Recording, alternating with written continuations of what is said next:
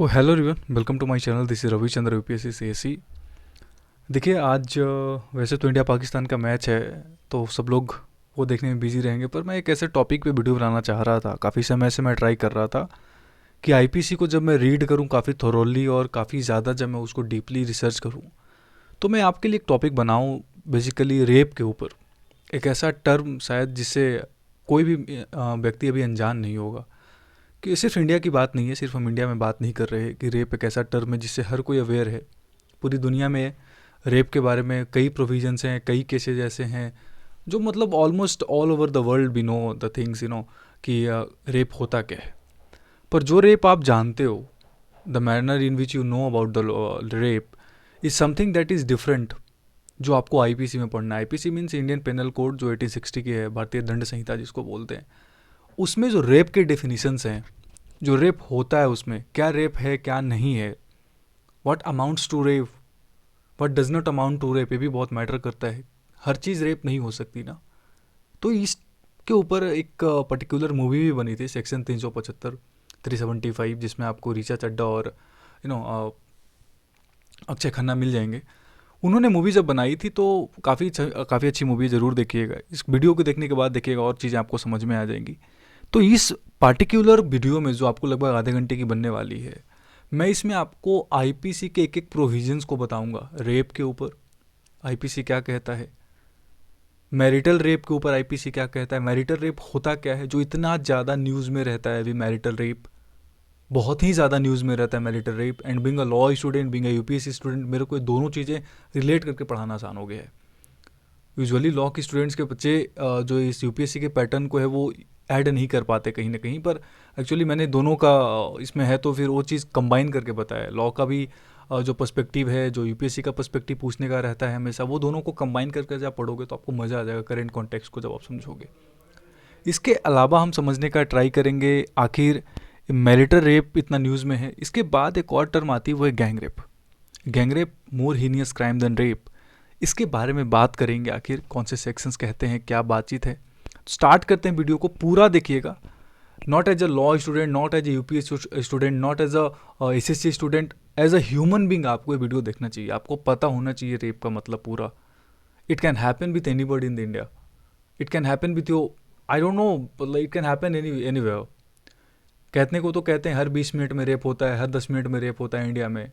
हो सके जब मैं वीडियो बनाकर कंप्लीट करूँ, देन माइट हैव कुछ ऐसा हो गया हो इंडिया में, बट दैट्स नंदलेस हमारा वो बिजनेस नहीं है अभी। अब if this is happening, that's very simple that India के सब अंदर ये सब हो रहा है। अगर इंडिया में नहीं, ऑल ओवर वर्ल्ड में ये चीज़, बस अंतर इतना है कि हमारी डेवलपिंग कंट्री है, तो ये चीज़ें जल्दी जो है वो न्यूज़ में आ जाती हैं। डेवलप्ड कंट्रीज में न्यूज़ को दबा दिया जाता है काफ़ी ईजिली, क्योंकि उनके लिए सेक्स इज़ नॉट वेरी बहुत बड़ा टर्म नहीं है। They always consider that something in a different way that Indians consider जैसे फॉर सेक्स, जो हम सेक्स को कंसीडर करते हैं, and what ever they compare consider, that's a completely different thing. वो इतना ज़्यादा वो उस चीज़ को ऐसे नहीं कंसीडर करते फॉरेन नेशंस में, पर definitely rape is rape nonetheless. इसको आप कहीं से भी वो नहीं कह सकते। चलिए स्टार्ट करते हैं, समझेंगे लीगल एस्पेक्ट्स को। This is me Ravichandra UPSC CSC, and start करते हैं। एंड हम जैसा मैं हमेशा करता हूँ, आप सबको पता है कि हमारे टॉपिक ऑफ डिस्कशन क्या होने वाला है, हम उसके ऊपर आज बात करेंगे। देखिए टॉपिक ऑफ डिस्कशन हमारा होने वाला है, कुछ क्वेश्चंस है हमारे साथ कि what exactly rape is, rape है क्या exactly. Section 375 375 of Indian penal code बात करता है, हम इसके बारे में बात करेंगे। The question number second is that how rape is different in its legal meaning than what you usually know, जो आप इसको जानते हो, and what IPC talks about, कैसे दोनों में डिफरेंसेस है थोड़ा सा। पनिशमेंट फॉर रेप की हम बात करेंगे under section 376, 376 A, 376 A B, 376 B and 376 C. ये सब के सब जो है ना, ये सब जो है वो सब ऐड किए गए हैं रिसेंटली, बहुत पुराना नहीं है, रिसेंटली ऐड किया गया था 2018 में, क्रिमिनल अमेंडमेंट एक्ट के बाद हुई था, क्योंकि काठुआ में रेप हुआ था तभी। फिर आपका क्या नाम है, एक यूपी में एक जगह थी, वहाँ पे रेप हुआ था, कुछ ऐसे इंसिडेंट। तो that year at least 2 and 3 very high profile cases of rape that came into being. ठीक है, तो उसके वजह से बहुत ही ज़्यादा न्यूज़ में था, उसके बाद अमेंडमेंट करना पड़ा था गवर्नमेंट को, पॉक्सो एक्ट में भी अमेंडमेंट हुआ, तो बहुत सारी चीज़ें हुई थी तभी। And what is the marital rape, concept of marital rape, what is the exception in explanation to what section 375, उसके बारे में बात करेंगे। मैरिटल रेप होता क्या है एंड करंट स्टेटस क्या है, and gang rape 376 D gang rape के बारे में हम बात करेंगे। गैंग रेप ऑब्वियसली मोस्टली 2012 के निर्भया केस के बाद बहुत ही ज़्यादा न्यूज़ में आ गया था, and that was so heinous crime. चलिए स्टार्ट करते हैं, समझते हैं। देखिए सेक्शन 375 बहुत इंपॉर्टेंट है, आईपीसी का क्या कहता है, इंडियन पेनल कोड का। Section 375 talks about a man is said to commit rape. एक पुरुष, साफ साफ लिखा है यहाँ पे, a man is said to commit rape. एक मर्द या एक पुरुष रेप करता है, रेप करता हुआ माना जाएगा कब? अगर उसने, if he penetrates his, penetrate hits what, अगर हम बात करें, अगर किसकी पेनिट्रेशन की अगर हम बात करें, यहाँ पर पेनिस लिख लीजिएगा, ठीक है, that is something wrongly written, ठीक है। जब वो अपने पेनिस को किसी भी एक्सटेंट तक पेनिट्रेट करता है इनटू द वेजाइना, योनि जिसको बोलते हैं हिंदी में, माउथ, यूरेथ्रा और एनस ऑफ अ वेमेन, और makes her to do so with him और विथ एनी अदर पर्सन, कोई भी पुरुष रेप करता हुआ माना जाएगा यदि वो अपने पेनिस का कोई भी भाग पेनिट्रेट करता है। पेनिट्रेशन और इंसर्शन दोनों अलग चीज़ है। इंसर्शन इज समथिंग लेस, मतलब पेनिट्रेशन ज़्यादा डीप हो जाएगा, ठीक है, इस वर्ड को अगर हम बात करें ज़्यादा ब्रॉडन टर्म है, तो वो अपने पेनिस को पेनिट्रेट करता है, ठीक है, महिला की योनि में, उसके माउथ में, उसके यूरेथ्रा में, उसके एनस में, किसी भी एक्सटेंट तक, whether he touches using his penis और जस्ट टचेज और इंसर्ट और penetrate to whatever extent. I am not talking about that, कोई ये नहीं कह सकता कि जस्ट टच्ड, ऊपर से हमने ऐसा कुछ टच करा था, इट्स रेप। ऐसा भी इंसिडेंट को, मेरा वर्ड नहीं है, बॉम्बे हाई कोर्ट के एक जज का वर्डिंग है, जिसके ऊपर सुप्रीम कोर्ट ने क्या लताड़ लगाई थी उन्हें, ठीक है। इसके बाद या तो वो खुद करता है, या तो उसके उसके मतलब उस लड़की को फोर्स करता है अपने साथ करने के लिए, या किसी और के साथ, ठीक है, पहली चीज़। दूसरा कहता है इंसर्ट करता है to any extent, any object, कोई भी ऑब्जेक्ट, चाहे वो पेनिस हो या कुछ भी हो, या बॉडी का कोई भी part, not being the penis, क्या होता है not being the penis, into the vagina, into the mouth, into the urethra, anus of a women, और makes her to do so with him और एनी अदर पर्सन। समझ रहे हो आप मेरी बात? पेनिस के अलावा भी कोई ऑब्जेक्ट अगर इंसर्ट करता है, जैसे रॉड इंसर्ट करी गई थी निर्भया केस में, it was so horrific, rod, समझ रहे हो आप, इंसर्ट करता है, या बॉटल्स, कई बार ऐसा पाया गया, कई बार देखा गया, मतलब आई don't know what went wrong with the persons जो ऐसा करते हैं यार, मतलब क्या हॉरिफिंग उनका कंडीशन होता होगा। अगर ऐसा कुछ कर रहे हैं तो वो रेप होगा।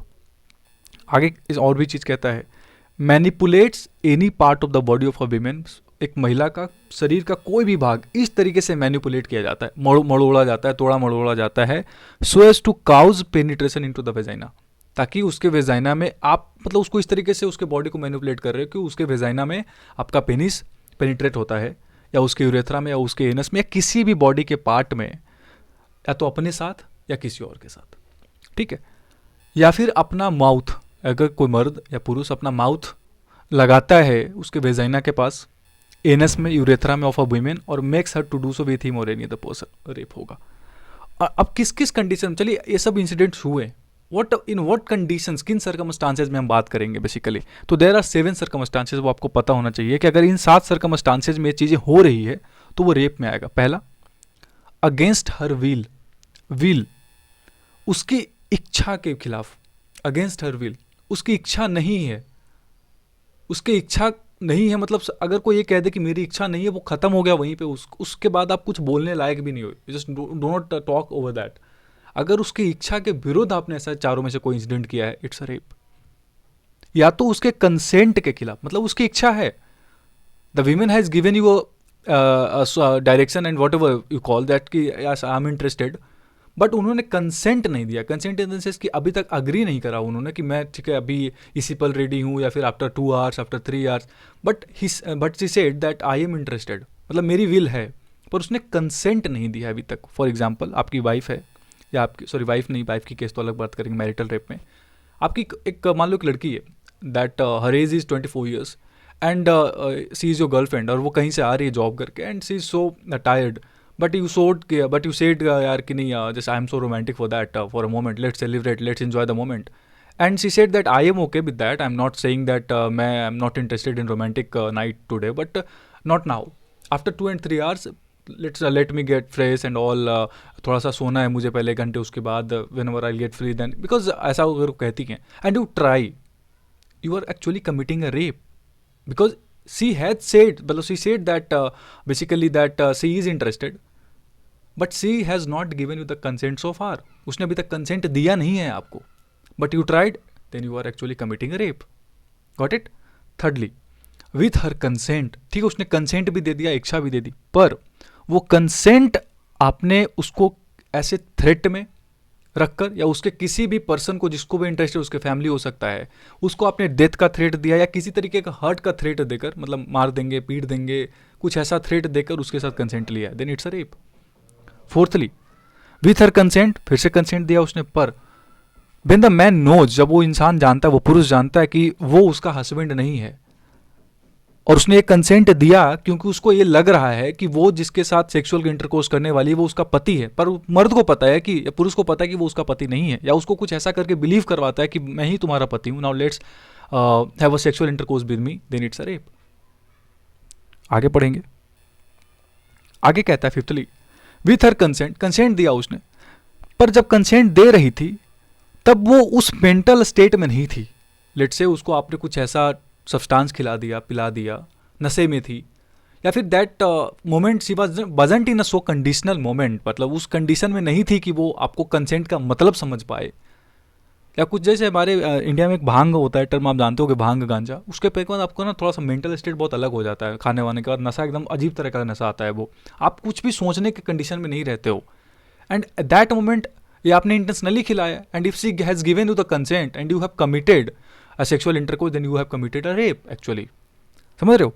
या कोई भी ऐसा सब्सटेंस या तो आपने खुद दिया या तो किसी और के थ्रू दिलवाया, but you know that that substance is going to create some kind of unsoundness of mind or something that is intoxicating in nature, then after you have an intercourse, then you basically you have committed a crime of rape. Sixth कहता है, with or without her consent when she is under 18 years. 18 साल की लड़की के 18 साल की लड़की से के मतलब के नीचे, 18 साल के एज के नीचे की किसी भी लड़की से, या तो उसके कंसेंट से, चाहे फ्रीली कंसेंट दिया उसने, या तो बिना उसके कंसेंट के तो रेप होगा ही.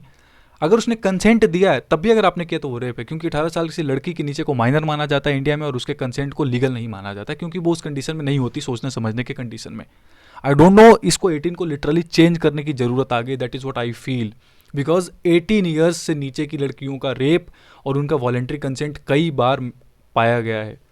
On very occasions it was found that 15 years 14 years of girls have given voluntarily consent, and they know that what ever see is consenting is what for. उनको पता है कि वो किस चीज़ के लिए कंसेंट दे रहे हैं. तो there is a need, high need to change this age, because आप सब 14-15 साल की लड़कियों को भी चीज़ समझ में आता है कि वो क्या कंसेंट दे रही हैं. इसका इम्पैक्ट लड़कों को होता है. ये जेंडर न्यूट्रल की बात कर रहे हैं हम, सिर्फ फेमिनिस्ट आइडिया से हम नहीं सोच सकते हर चीज़ों को. अभी मैं बताऊंगा केरला हाईकोर्ट का एक जजमेंट अभी हाल ही का.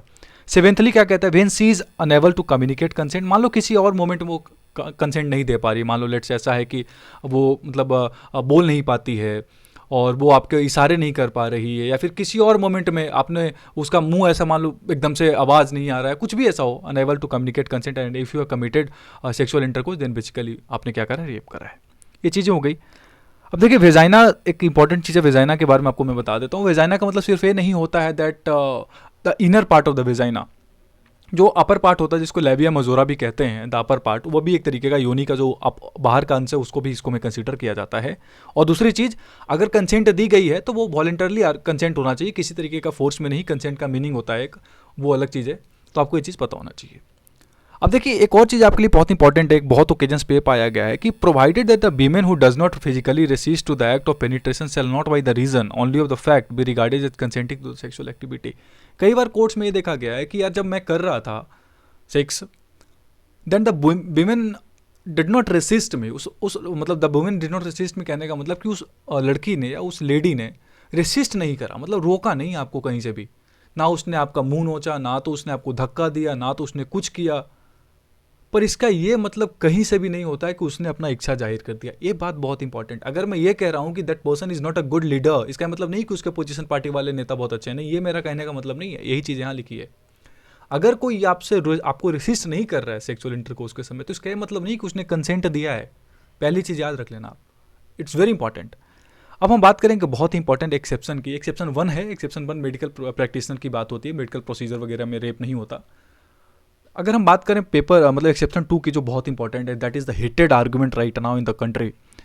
एक्सेप्शन 2 क्या कहता है सेक्शन 375 में, कि दैट सेक्सुअल इंटरकोर्स और sexual acts by a man with his own wife, the wife not being under the age of 15 years is not rape. इसको बोलते हैं मैरिटल रेप। अगर आप अपनी पत्नी के साथ किसी भी तरीके का सेक्सुअल इंटरकोर्स करते हो, अगर वो 15 साल से नीचे नहीं है उसका एज, वो किसी भी एंगल से रेप नहीं है। पर अगर वो मैरिड नहीं है और 15 से 18 के बीच में, तो उसका कंसेंट वगैरह कुछ मैटर नहीं करता, वो रेप है, आपको बताया मैंने। पर आपकी वाइफ का एज मान लो 15 साल 2 महीने है। पहली बात तो इंडिया में चाइल्ड मैरिज जो है वो वॉइडेबल है।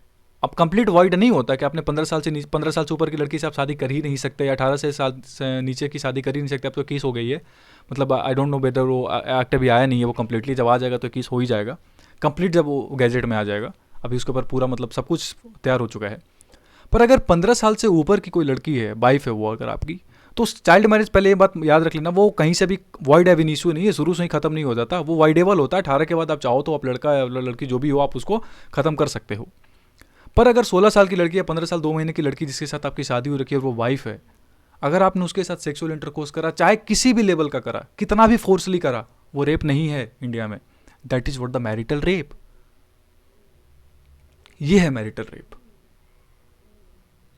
अब आप बताओ यहां पर how it can be possible कि अगर आप 17-18 साल की लड़की से शादी करते हो, ये पता है पहले के ज़माने में क्या होगा, तो मैं गारंटी के साथ कह सकता हूँ, मोस्ट ऑफ द लोग जिनकी जो वीडियोस देखेंगे उनकी माँ या पिताजी की शादी है, माँ या पिताजी की तो नहीं, एटलीस्ट तो दादा दादी की शादी तो जरूर 15 साल से नीचे हुई होगी, जरूर, गारंटी है ये 99% केसेज में। या आपके माँ बाप की ही शादी कम से कम 15-18 साल में हो गई होगी, 15-16 साल में। इवन आज भी होते हैं यार इंडिया के बहुत सारे कोने में। And that is what the data of national जो क्राइम रिकॉर्ड ब्यूरो है, फिर आपका जो फैमिली हेल्थ सर्वे का जो डेटा आता है NFHS का, उसमें सब में बताया गया ये चाइल्ड मैरिजेस का। तो अब बताओ मैरिटल रेप नहीं है। अगला क्वेश्चन हमारा यही आता है जो बहुत हिटिंग आर्गुमेंट है कि आखिर ये एक्सेप्शन क्यों रेप में क्यों दिया गया है एक्सेप्शन। ये मैं आपको एक बुक के कुछ पेजेस से बताऊंगा। आपको बहुत ही क्लियरली लिखा हुआ है कि एक्चुअली हमारे इंडिया में ना शादियों को ऐसा माना जाता है that's a complete surrender of a wife और a women toward a man, ऐसा माना जाता है इंडिया में। एक्चुअली मैरिज का डेफिनेशन आप यूपीएससी की जीएस पेपर 1 का बात करोगे तो उसमें लिखा हुआ ही है, marriage is what the social approval of what a sexual intercourse. अगर पूरी समाज के नज़रों में आप आराम से अपनी बीवी के साथ सेक्सुअल इंटरकोर्स कर सकते हो, यही शादी का मतलब इंडिया में, और कुछ नहीं है। डेफिनेशन है भाई ये शादी का, मतलब समाज आपको अलाउ करता है कि now you can go hand a sexual relation with your wife. I don't know मतलब who are the society and who are the literally कौन है समाज होता कौन है, मुझे तो पहले ही नहीं पता चलता। किसी को मतलब है नहीं आपके दुख दर्द से, सच बता रहा हूँ। समाज के चक्कर में मरना मत, कभी फालतू का लोड मत लेना। So the question arises why this is exception. देखिए बहुत सारे ओकेजन्स पे, मतलब बहुत ओकेजन्स पे सुप्रीम कोर्ट के पास एक केसेज आए, हाई कोर्ट के पास भी केसेज गए कि आखिर मैरिटल रेप क्यों। बहुत सारे एनजीओ फाइट करते हैं इसके ऊपर। आपको कॉमन थाउट का एक बहुत सारा इंपॉर्टेंट केस मिल जाएगा, इंडियन यूनियन ऑफ इंडिया का केस है, इंडिपेंडेंट थाउट्स का यूनियन ऑफ इंडिया के साथ केस है।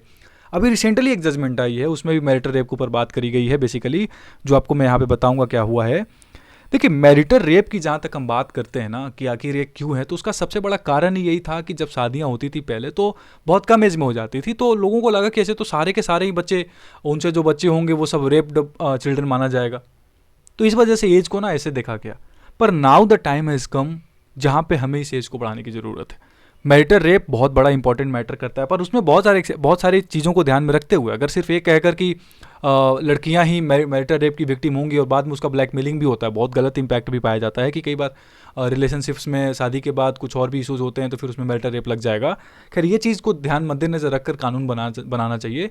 पर मैरिटल रेप का एक्सेप्शन इंडिया में है, और लेकिन अब समय ऐसा आ गया है जो आर्टिकल 14 और आर्टिकल 21, 19 सबका वायलेशन कई बार बातचीत करी गई है कि आर्टिकल 21 का वायलेशन, आर्टिकल 14 का वायलेशन है, right to life, right to personal dignity, right to privacy का ये सब वायलेशन है बहुत हद तक। एंड सुप्रीम कोर्ट ने रिसेंटली अभी एक जजमेंट में हुआ क्या था कि एक 24 सप्ताह की एक लड़की थी, 24 वीक हो गए थे उसके प्रेगनेंसी को, that girl was unmarried single women थी वो। उसका मतलब बॉयफ्रेंड के साथ ऐसा कुछ रिलेशनशिप था, शादी की बात चल रही थी, पर वो प्रेग्नेंट हो गई, बाद में शादी हुआ नहीं।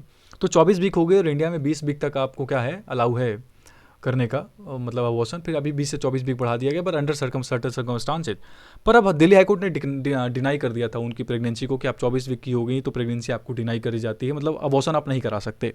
पर सुप्रीम कोर्ट ने अबॉर्शन अलाउ करा था, उसमें ये बोलते हुए कि जब जो आपका ये जो medical termination of pregnancy act है उसमें ये बात करी गई है, अभी नई वाली जो अमेंडमेंट हुई है उसमें कि कोई भी महिला की बात करी गई उसमें, तो चाहे वो कोई भी महिला हो, चाहे वो अनमैरिड हो या मैरिड हो, या फिर अगर रेप्ड विक्टिम की बात करेगी उसमें, तो रेप्ड विक्टिम तो ये भी हो गई ना, that person is also raped victim. चाहे वो, तो इसी में मैरिटल रेप की एक वर्ड बोला गया था कि मैरिटल रेप को भी इसके अंडर कंसीडर करना चाहिए। अगर मैरिटल रेप हो रहा है और वहाँ पर अगर प्रेगनेंसी को अवॉइड करने की बात हो रही है तो किया जा सकता है। ये भी रिसेंटली सुप्रीम कोर्ट ने कहा, तो इसी बात पर मैरिटल रेप के ऊपर पूरा का पूरा आर्टिकल छपने लग गया कि मैरिटल रेप को इंडिया में रिकॉग्नाइज कर लिया गया and all.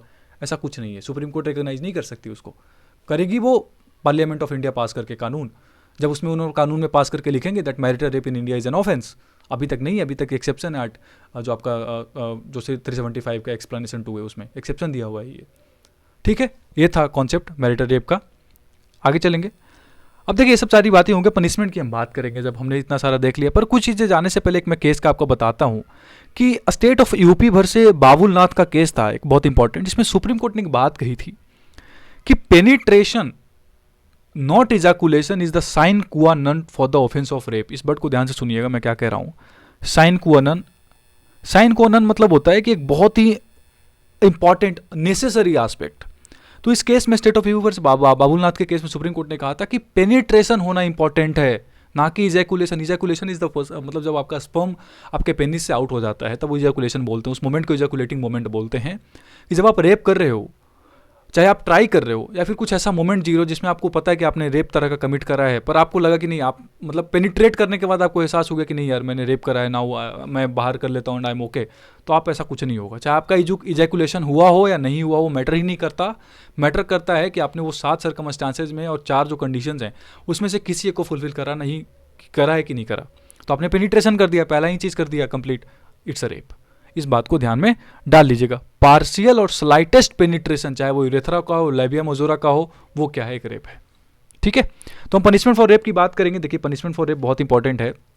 Punishment for rape क्या करता है, एक और कंसेंट, एक और चीज़ मैं आपको बताता हूँ कि Jarnail Singh versus state of Rajasthan के केस में भी एक बात करी गई थी कि अगर कंसेंट दिया है किसी ने तो उसके पास पूरा हक है कि वो कभी भी उस कंसेंट को वापस ले सकती है।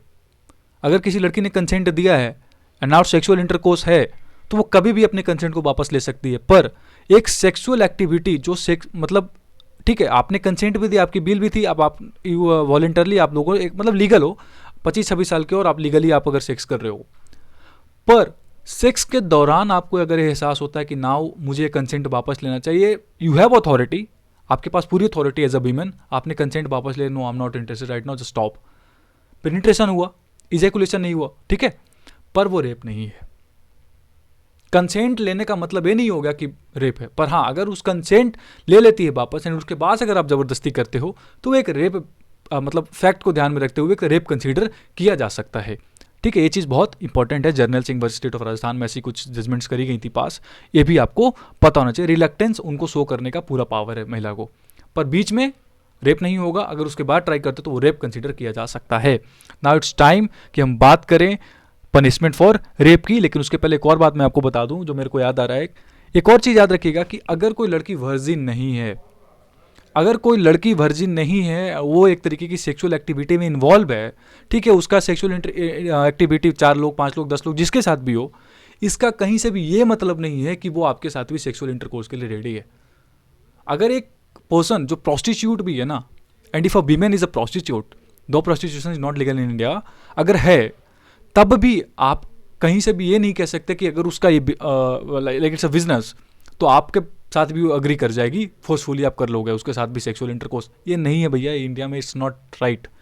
कोई वर्जिन नहीं है इसका मतलब नहीं है कि उसने सेक्सुअल इंटरकोर्स कर रखा है तो आपके साथ भी रेडी हो जाएगी। No, not at all, that can be consider as a rape. कुछ चीज़ें ध्यान में रख लीजिएगा। नॉट स्टॉम टू पनिशमेंट की हम बात करें, देखिए पनिशमेंट बहुत सिंपल शब्दों में बता देता हूँ, 10 साल लगेगी आपको सजा, तगड़ी वाली।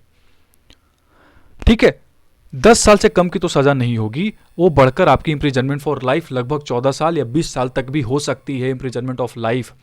ये नॉर्मल केसेस में। पर कुछ केसेज ऐसे हैं जिसमें rigorous imprisonment of 10 years as well as वो मतलब क्या हो सकता है नेचुरल रिमाइंडर ऑफ लाइफ, मतलब पूरे साल मतलब पूरी जिंदगी जब तक आप जिंदा हो जेल में ही कटोगे, ना तो आपको रिमिशन मिलने वाली है ना कुछ ऐसा होगा। ये कहते हैं ना कि 14 साल 15 साल के बाद आपको कंडक्ट वगैरह देख के वापस कर, जैसे अभी बिल्किस बानो के केस में हुआ है, अभी यही रिसेंटली यही हुआ है बिल्किस बानो के केस में। 14 साल पहले लड़की के मतलब काफ़ी साल पहले लाइक गोधरा समय के गोधरा कांड के समय ऐसा हुआ था। 14 साल उन्होंने जेल काट लिया गैंगरेप के आरोपी सबने, अब उसको नेचुरल कंडक्ट पे उसके कंडक्ट पे क्या कर दिया गया, रिलीज कर दिया गया है। अगर यही चीज़ उसको तब मिल गई होती रिमाइंडर फॉर लाइफ, तो मुझे नहीं लगता कि उसको ये भी मिलने का कोई चांस था कि वो imprisonment for remainder of life चाहे टिल डेथ, जब तक वो मर नहीं जाता वो जेल में ही रहेगा। इसीलिए अभी ये न्यूज़ में भी बहुत ज़्यादा है। तो नॉर्मल सर्कमस्टांसेस में तो रिगरस इम्प्रिजनमेंट ऑफ 10 ईयर्स, पर यदि एक पुलिस ऑफिसर कमिट करता है रेप, या फिर एक पब्लिक सर्वेंट करता है, एक आपका क्या नाम है आर्म्ड फोर्सेज का कोई व्यक्ति करता है, आर्मी का अगर किस तरह का डिप्लॉय है, कोई जेलर है, कोई मेडिकल सुपरिटेंडेंट है, कोई डॉक्टर है, या कोई रिलेटिव है, कोई गार्जियन है, कोई टीचर है, कोई फादर है, कोई आपका भाई है, मतलब कोई ऐसा क्लोज कनेक्टिविटी क्लोज पर्सन है, ठीक है, कोई कम्युनल वायलेंस में हो रहा है, आपको पता है वो लड़की प्रेग्नेंट है, फिर भी आप अगर ऐसा कुछ रेप करते हो, ठीक है, कोई ऐसी लड़की जो मेंटली नॉट कैपेबल है, या फिर अपने आप पोजीशन का फ़ायदा उठाते हो, जो आप बिल्कुल सेक्शन 375 मूवी में हुआ था कि आप मतलब एक सीनियर पोस्ट पे हो और अपने जूनियर के साथ अगर ऐसा कुछ करते हो, ठीक है, या कोई मेंटल और फिजिकल डिसेबिलिटी में है, या कोई उसके बॉडी को इंडेंजर करते हो, तो आपको उस कंडीशन में rigorous imprisonment for a term shall not be less than 10 years, जो रिमाइंडर फॉर लाइफ तक भी जा सकता है। जब तक आप मरोगे नहीं तब तक आप जेल में ही रहोगे।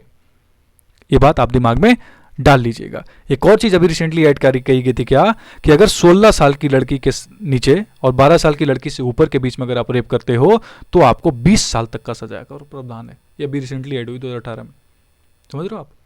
तो 15 साल की लड़की अगर मैरिड नहीं है, उसके साथ अगर आप उसका अगर रेप करते हो तो 20 साल की सज़ा होगी आपको, 20 साल की सज़ा, हो सकता है बढ़ाकर टिल डेथ भी कर दिया जाए। ठीक है, चलिए आगे जाने से पहले यूपीएससी स्क्रीनशॉट को फॉलो करिए, ट्विटर पे टेली न्यूज़पेपर पीडीएफ डिस्कशन को फॉलो करिए, टेलीग्राम पे, दोनों का लिंक आपको डिस्क्रिप्शन में मिल जाएगा और कमेंट सेक्शन के पिन में मिल जाएगा। आगे चलेंगे जल्दी ही।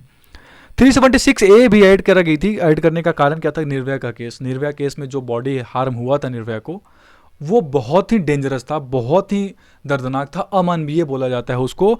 उसके बाद 376A ऐड किया गया कि पनिशमेंट फॉर कॉजिंग डेथ और resulting in persistent vegetative state of victim, अगर कुछ ऐसा हो कि उससे मर जाए वो रेप के बाद, या फिर कुछ ऐसे कंडीशन में उसकी बॉडी हो जाए कि उसके बाद वो चल ना पाए, फिर ना पाए, या लिटरली कोमा से भी बदतर कंडीशन में हो जाए उसकी, जैसा निर्भया के साथ हुआ था, तो उस कंडीशन में आपको 20 साल तक की सजा होगी कम से कम। आगे आपको पता है कितना होगा।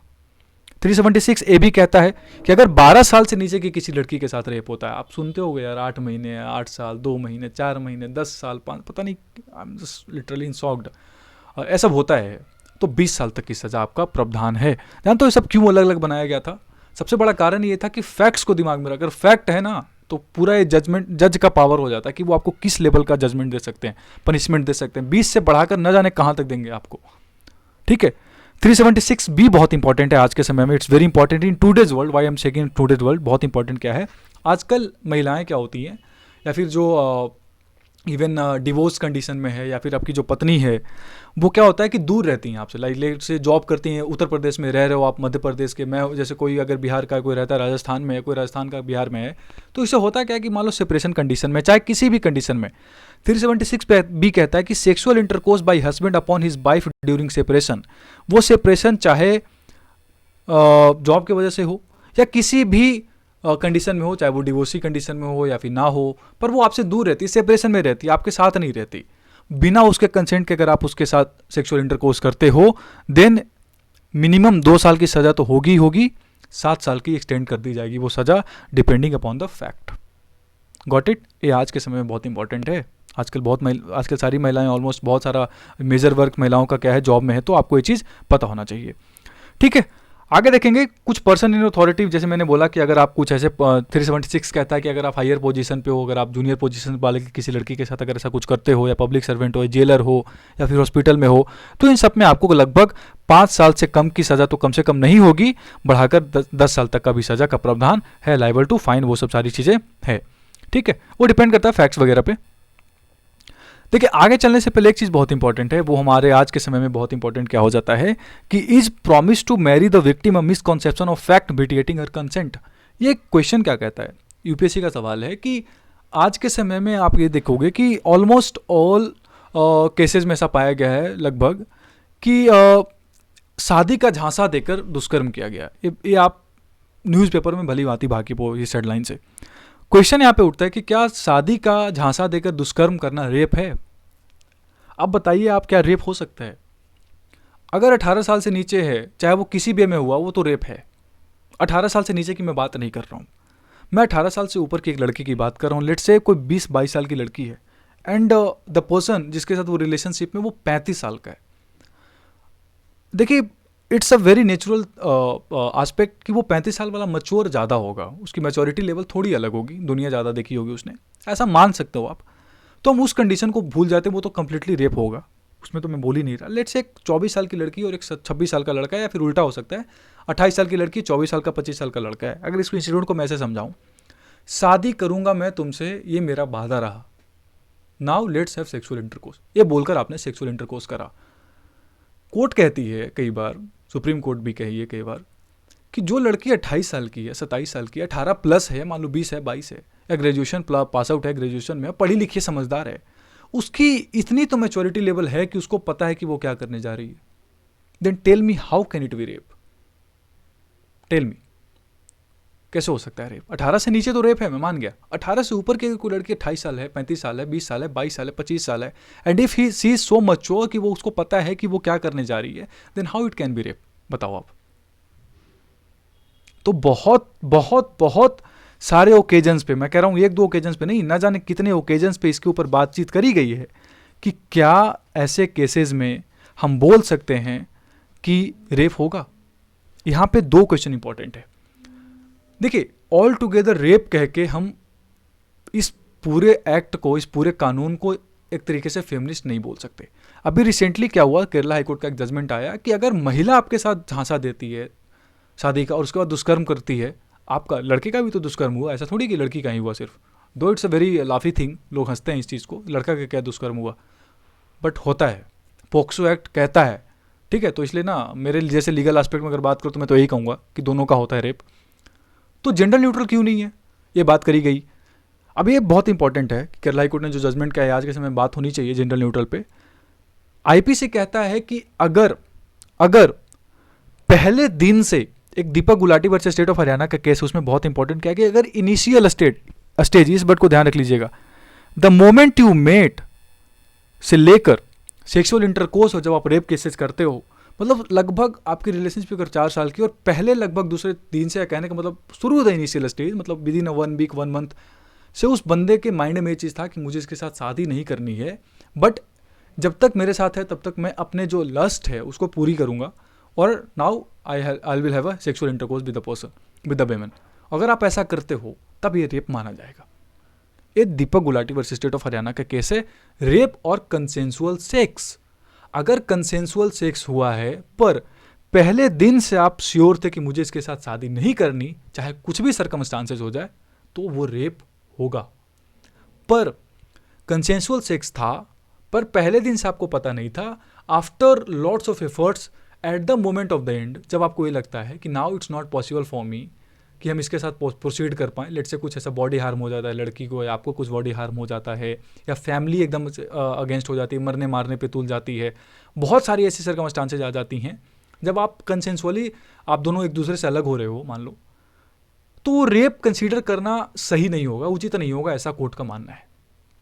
पर अगर शुरू से ही आपको पता था आप कुछ नहीं कर रहे हो जस्ट बिकॉज आपको एक इजी टारगेट मिल गया है, जैसा आज के कॉमन वर्ड्स यूज करते हैं, and you are just fulfilling your lust, then it's a rape.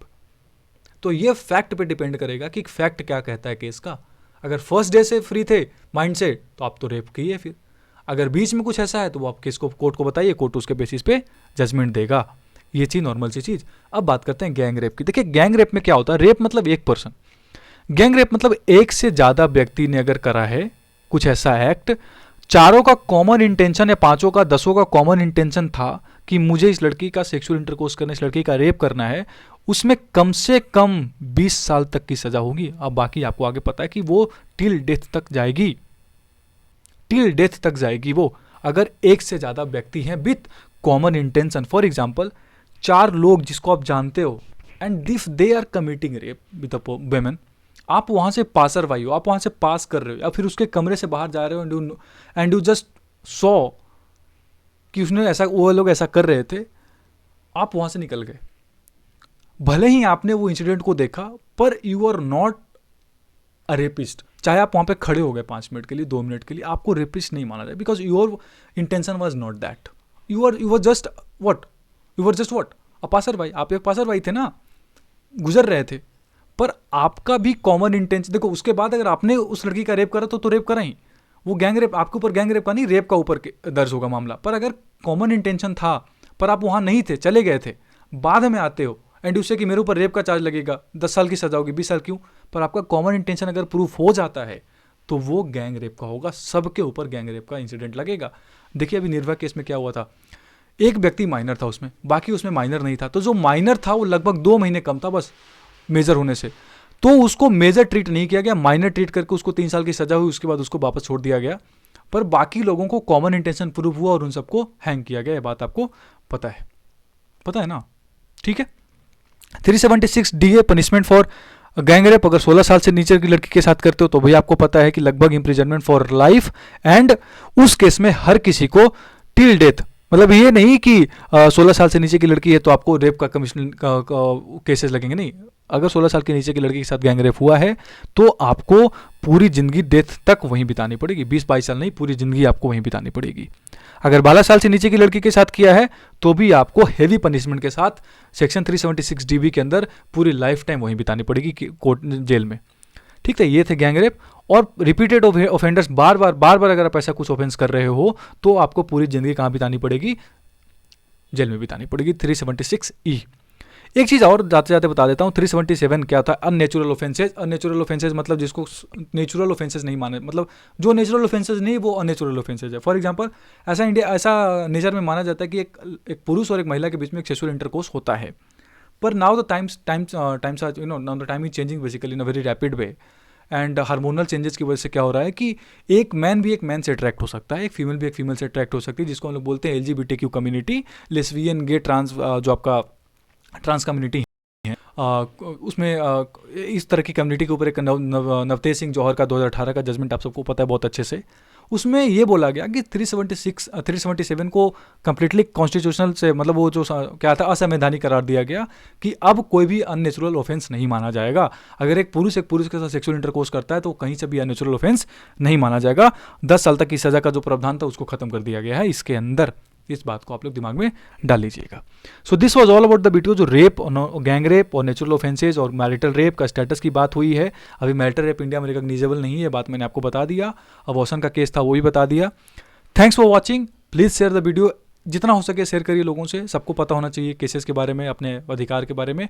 और मैं बहुत जल्दी आपको क्रिमिनल इंटिमिडेशन पे एक वीडियो बनाने वाला हूँ कि कोई अगर आपको गाली देता है, थ्रेट देता है, जान से मार दूंगा, तो उस केस में आपको कैसे डील करना है, ठीक है। ये IPC के सेक्शंस जो हैं वो बहुत इंपॉर्टेंट है, सेक्शन 505, 504, 506 के बात करेंगे हम इसके ऊपर, ठीक है। मोडेस्टी ऑफ वीमेन 509 के बात करेंगे। इन सारे सेक्शंस पे जल्दी ही बात करने वाला हूँ मैं क्रिमिनल इंटिमिडेशन पे। Thank you, thanks for watching.